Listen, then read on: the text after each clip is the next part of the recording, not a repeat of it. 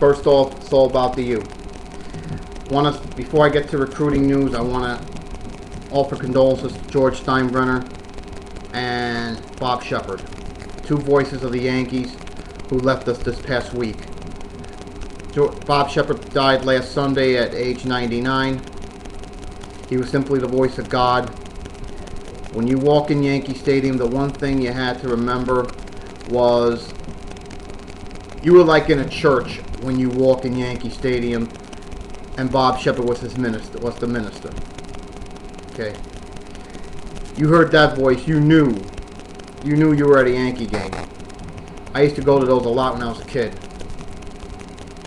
Simply put, Bob Sheppard will never be duplicated. People often imitate him, but he's never going to be duplicated.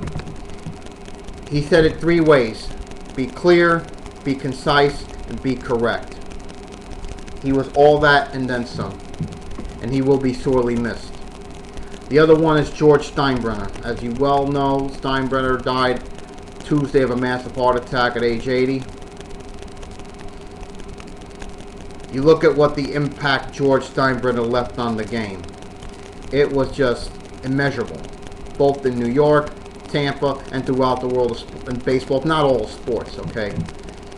What George Steinbrenner did when he bought the Yankees in 1973 for $8.7 million, he turned them into a billion-dollar empire. He won 7 World Series. His teams won 11 American League pennants and 16 American League East Division titles. I mean, when you look at the impact, when it's said about 50 to 100 years from now, the name that will always come up, that was a trailblazer for all what's going on today in baseball, and if not maybe all sports, to make it better, was George Steinbrenner.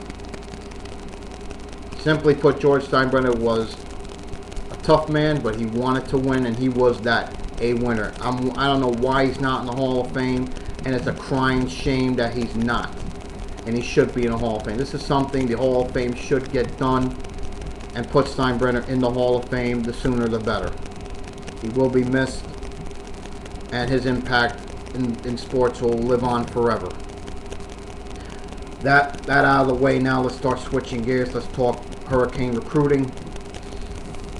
This info's from the other site. Read about this morning. Couple things you want to know.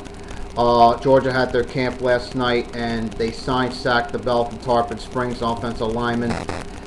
You figured once we had Henderson, you know we weren't going after anybody else. We have our tackles already, Henderson, and then in this class Jackson from Vero Beach. So we're loaded now on the offensive line. So we're probably not going after anybody else in this class. So that's pretty much says about DeBell. Another guy that was at their camp last night was Anthony Chichillo. Now, Anthony Chichillo, in my opinion, is still a Kane lock here in the end, and he'll be a Kane when it's said and done. But he's going to take his visits, as he should. More specifically, he'll go to Florida Friday night for their Friday Night Lights. It seems to me the two biggest threats that are going to be on the board for Chichillo are Georgia and Florida. So let's keep an eye on that, but I still think he'll be a Kane in the end. Nick Wason, from cornerback from South Lake, we made his first cut of 7. However, I don't expect that we'll be in his final 5, because we'll be going like guys like DeReese and Gorman, and we already have Louis John in the fold. Figure in the end, Wason will end up at Florida. Marquise Lee from California. SC and UCLA haven't offered yet, but once they do, they'll be the favorites. You know, he's considering us as well. He hopes to take an official visit to Coral Gables down in the future and show him what we have to offer.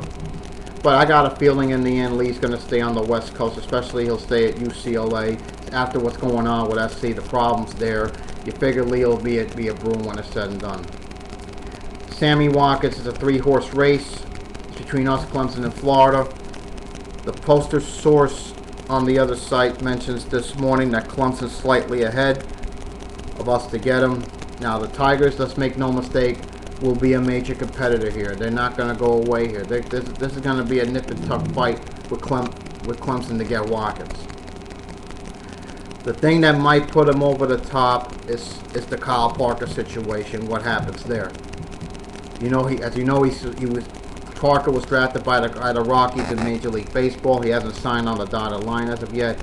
and he won't decide his future until Clemson's fall camp, namely the 15th or 16th. Now, the poster source on the other site says that Parker's holding out for money. If he comes back, that might give Watkins that little extra to go with Clemson and spurn us. Now, stay tuned on that one, because that'll be interesting how it plays out. Now, how the Parker matter plays out is what I'm saying. And of course, you know there's Florida. His half-brother Jalen's the cornerback on their team, and more importantly, Urban Meyer has that knack of getting who he wants and saying anything to a recruit to do it. And remember, he has those 2 trophies he can show those recruits. You know, and that's a big intangible that cannot be discounted. Now, Andre Davis and Davaris Daniels are the other serious recruits we're going after. Daniels from Illinois and Andre Davis from Tampa Jefferson. Think Davis in the end probably goes USF or FSU. Don't think we'll get Davis. I think Daniels, I don't think we'll get him either. I think he'll end up in Notre Dame. Now, Brandon Foltz will nail his list today, down from 15 to 10. We'll FSU and look for us in FSU to be in that cut. And he's been in touch with Peachy, see how it plays out there. Now, he wants to commit by November 3rd. But folks, don't be surprised if he waits, and the simple reason for that is Nick O'Leary. He probably, my guess is, he'll want to wait and see what happens. He wants to see what happens with our tight end situation. Namely, he wants to wait for O'Leary more specifically. And this could be one that could be done on signing day.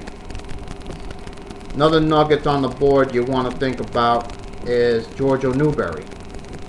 Now, George O Newbury right now might not be a slam dunk to FSU as people think. It seems Florida's making a real strong play to get him. Now, that'll be a Florida FSU battle for him, I think, in the end. I think he'll go to one of those 2. You know, we're still in the mix, but we're not realistically serious about getting Newbury, though he'll visit us after he goes to out-of-state visits to Tennessee and LSU. The others are Clemson, Michigan, and Alabama. So that's pretty much it for now on the recruiting end. I hope to do this again next week with another recruiting report, maybe something new. I'll put it up for next week. See you then. And as always, go Canes.